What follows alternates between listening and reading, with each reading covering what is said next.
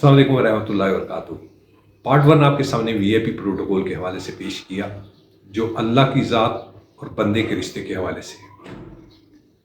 अब इस part two के अंदर इंसान जो है वो आपस में जो बहसीत दोस्त के, भाई के, अजीज रिश्तेदार के, या जहाँ भी आप दुनिया से मुराद है पूरी दुनिया में भी घूमते हैं और पूरी दुनिया के अंदर भी ये इंटरेक्शंस जो आपस में बनिए नोए इंसान के होते हैं, उसमें हर रिश्ता उसमें शामिल हो जाता है।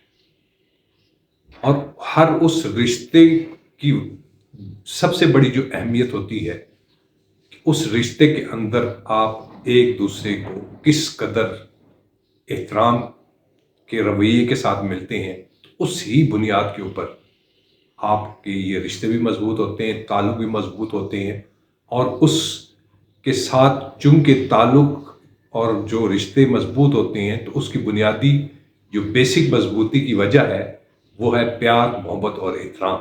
यानी एक दूसरे को बराबर की सतह पर कह लीजिए कि आप एक दूसरे को तस्लीम, इज्जत और एहतराम के हवाले से करते हैं और उनके तकद्दुस का भी एहतराम रखते हैं।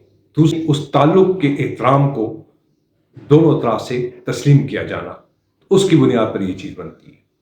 उसी वजह से आमतौर पर आपने सुना होगा कि हम आमतौर पर ये कहते हैं हम फलानी जगह पर गए, उनसे मिलने के लिए गए, उन्होंने बहुत ही इज्जत की, बहुत ही तकल्लुफ़ और पुरतकल्लुफ़ अंदाज से हमें रिफ़्रेशमेंट या खाना था या जो भी इन्विटेशन थी उसके हवाले से हम यह आमतौर पर कहते हैं।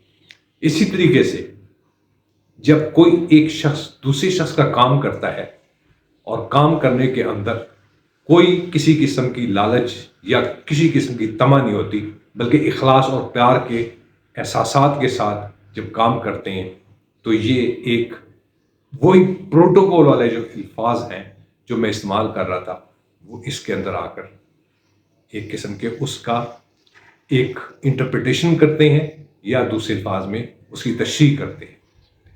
प्रोटोकॉल से मुराद के आदाब महफिल, मिलने जुलने के अंदर जो आदाब हैं, और जो भी मैं ये मेल जोल के हिसाब से बात कर रहा हूँ। जब किसी आप जगह पर कोई महफिल में जाते हैं या कंपनी में जाते हैं या सोसाइटी में जाते हैं, तो वहाँ पर ये रिश्ते बड़े काउंट होते हैं। इन्हीं बुनियादों के ऊपर, चूंकि यहाँ पर सुपीरियरिज्म नहीं होता, इस वजह से जो भी ताल्लुक होता है उसके अंदर अगर प्योरिटी कहा जाए तो कोई शक नहीं। अब इसके अंदर कुछ एक और कैटेगरी भी आती है। एक कैटेगरी ये होती है कि मैं जहां भी जाऊं मुझे बड़ी इज्जत और तकरीम मिले, यानी प्रोटोकॉल मिले, ना जान ना पहचान। बात यह है कि माशरे को, ये इंसानी फितरत है जो मैं आपसे बात कर रहा हूं, मैं नफ्सियाती अंदाज से बात कर रहा हूं, या आप भी, हम चूंकि इस माशरे का हिस्सा हैं तो आपके भी मुशाहिदात में आया होगा कि ताल्लुक बाद में उसका एहतराम करना है या नहीं करना, लेकिन अहमियत अगर देनी है तो वो ये है कि मुझे प्रोटोकॉल दिया जाए। ये इंसानी फितरत की एक कमज़ोरी है और ये हर एक में पाई जाती है। जिसने इस पर काबू पा लिया तो मेरी नज़र में मैं कहता हूँ कि उसने ज़िंदगी की हकीकत पा ली। बात पहुँची इस चीज़ पर कि रिश्ते जो बनते हैं वो इखलास से बनते हैं, दिखावे के तौर पर नहीं बनते या स्टेटस की बुनियाद पर नहीं बनते। जो स्टेटस की बुनियाद पर बनते हैं उनकी कोई अहमियत और उसकी कोई वजन नहीं होता या उसकी कोई वैल्यूज नहीं होती, वो फॉर द टाइमिंग्स होती है। दूसरे अल्फाज में कि वो सिर्फ गर्ज के हवाले से होती है। यानी जो रिश्ते आप किसी गर्ज के साथ रखते हैं तो उससे पायदारी भी नहीं, उसकी वैल्यूज भी कोई नहीं, उससे कोई तौका भी नहीं रखना चाहिए। हम जिंदगी को बहुत अच्छे तरीके से समझ भी सकते हैं, गुजार भी सकते हैं, ये कि प्रोटोकॉल के चक्कर में ना पड़े। आप जितने अपने आप को सादा रखेंगे, सिंपल रखेंगे, उतना ही आपको कुदरत की तरफ से एक नेचर का रिस्पॉन्स होता है कि आपको वो फिर जो प्रोटोकॉल रिस्पेक्ट मिलती है वो खालिस होती है। क्यों? क्योंकि आपने अपनी ज़ात को खुदनुमाई की शक्ल में पेश नहीं किया। نہ آپ کے اندر وہ چیز پیدا ہوئی۔ انسانی فطرت کے حوالے سے میں ضرور کہوں گا کہ ہر انسان کے اندر یہ قدرتی ایک اس کی جبلت کے اندر جو نیچر ہے، نیچر قدرت کی طرف سے اللہ تعالیٰ نے جو بنایا، اس کے اندر اس کو باقاعدہ ہدایت اور رہنمائی بھی فرمائی حضور صلی اللہ علیہ وسلم کے اسماء الحسنی کے حساب سے بھی اور کلام پاک کے ذریعے سے بھی۔ اس کے بعد زندگی کا عملی اگر نمونہ دیکھنا ہے تو حضور صلی اللہ علیہ وسلم خاتم النبیین رحمۃ اللہ علیہ۔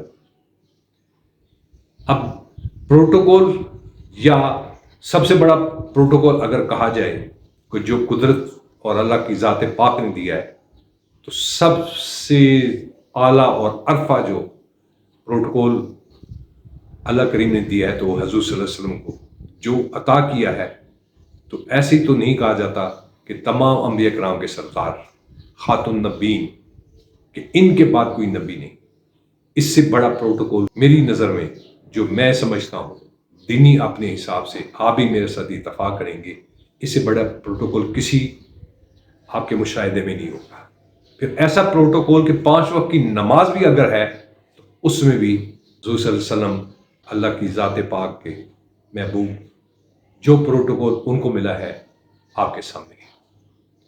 اسی طریقے سے اس چیز کو پہچاننے کے لیے اور زندگی کی حقیقت کو پانے کے لیے اللہ کی ذات پاک کا وی آئی پی پروٹوکول بندے کے ساتھ وہ بھی آپ کو بتایا، اور انسان کو انسان کے حوالے سے پروٹوکول جو بتایا وہ آپ کے سامنے پیش کیا۔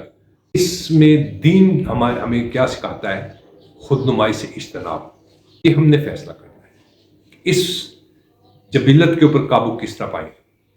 دین کے اندر ہم سب کو جو ہدایت ملی وہ یہ صبر، تحمل، برداشت۔ دین میں ہمارے کیا کام ہے؟ صبر، تحمل اور برداشت۔ اور اوپر کو دیکھنے کی بجائے نیچے کی طرف دیکھو کہ اللہ تعالیٰ نے تمہیں جو بنایا ہے اس سے نیچے جا کر جب دیکھو گے تو جو تمہیں نوازا ہوا ہے اس پر کوئی بھی انسان ہو وہ شکر کیے بغیر نہیں رہے گا، اس کو رہنا بھی نہیں چاہیے، اس کو شکر ہی ادا کرنا چاہیے۔ اوپر کی طرف اگر تمنا ہے تو یہ زندگی کی جد و جہد کی علامت ہے، وہ ضرور کرنی چاہیے، لیکن حرص و ہوس کے حساب سے نہیں، لالچ و طمع کے حساب سے نہیں، خود غرضی کے حساب سے نہیں، اپنی اخلاص کے ساتھ لیکن اللہ کی ذات کے ساتھ رجوع اور تعلق کی بنیاد کے اوپر جو کریں گے اس کا پھل پائیں گے۔ اچھی نیت رکھیں گے، اچھا پروٹوکول پائیں گے اس دنیا میں بھی اور اللہ کی ذات پاک کے قریب بھی، اور حضور صلی اللہ علیہ وسلم کی فیض برکتیں بھی آپ کو اسی نسبت سے ملیں گی۔